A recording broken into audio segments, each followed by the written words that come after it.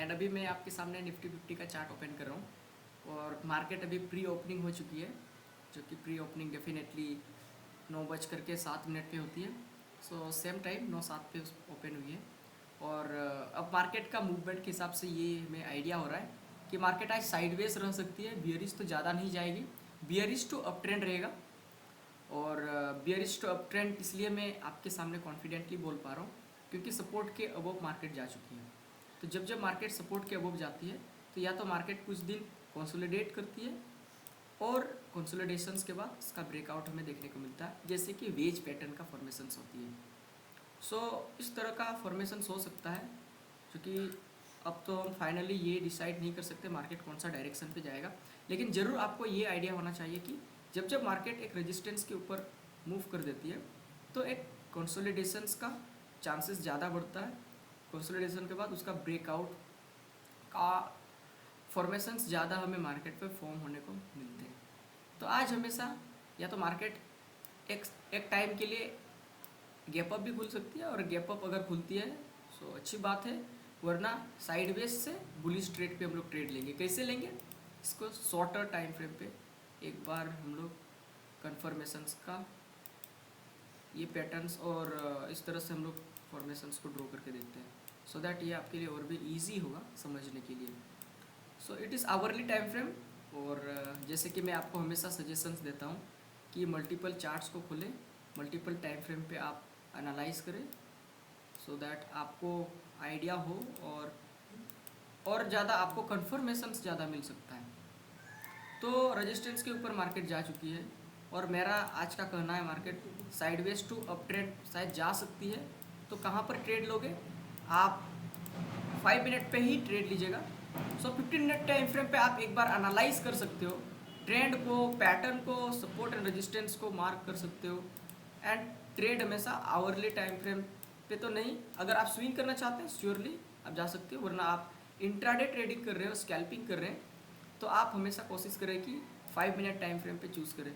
तो यहाँ पर एक सपोर्ट है और सपोर्ट से मार्केट बाउंस कर रही है इन 15 मिनट टाइम फ्रेम, और ये एक रेजिस्टेंस का भी है फॉर्मेशन। सो मुझे ये लग रहा है कि मार्केट या तो आज साइडवेज दिन भर यहाँ से कंसोलिडेट करेगी, साइडवेज में मार्केट फंस सकती है और साइडवेज का फॉर्मेशंस के बाद शायद 12 बजे या 1 बजे के आसपास मार्केट इस रेंज को क्रॉस ओवर करके अपसाइड मोमेंटम शिफ्ट हो सकता है। तो ये एनालिसिस है कि मार्केट आज साइडवेज रहेगी और साइडवेज पे हम लोग ज़्यादा तो ट्रेड नहीं लेते हैं क्योंकि थीटा डिके होने का चांसेस बहुत ज़्यादा है। सो अगर आप स्कैल्पर हो तो आपको ये हार्ड चॉइस है आपके लिए। अगर आप कोई भी इस तरह के स्ट्रैटेजीज, हेजिंग का स्ट्रैटेजीज अगर लगा रहे हो और आप एक सेलर हो तो आपके लिए तो बहुत अच्छी अपॉर्चुनिटी है। आप इस साइडवेज पे ही आज ट्रेड लें।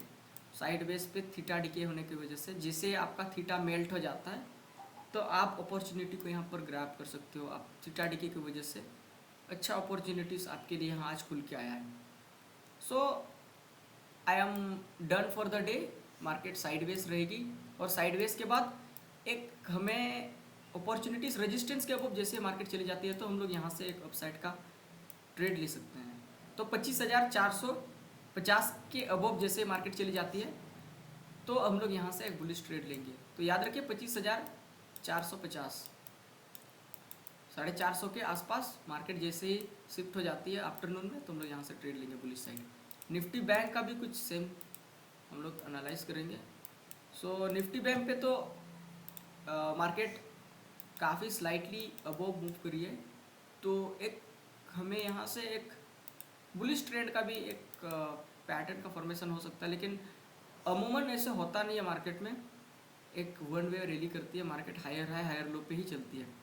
तो ड्यू टू दैट मैं ये कह सकता हूँ कि मार्केट या तो आज कंसोलिडेट कर सकती है, साइडवेज हो सकती है।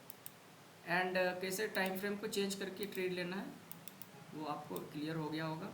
अभी मैं आपको थोड़ा बहुत ये शेयर कर सकता हूँ। मार्केट अगर इस पर्टिकुलर लाइन 55,760 55,760 के अबोव मार्केट चली जाती है तो हम लोग बुलिश ट्रेड लेंगे।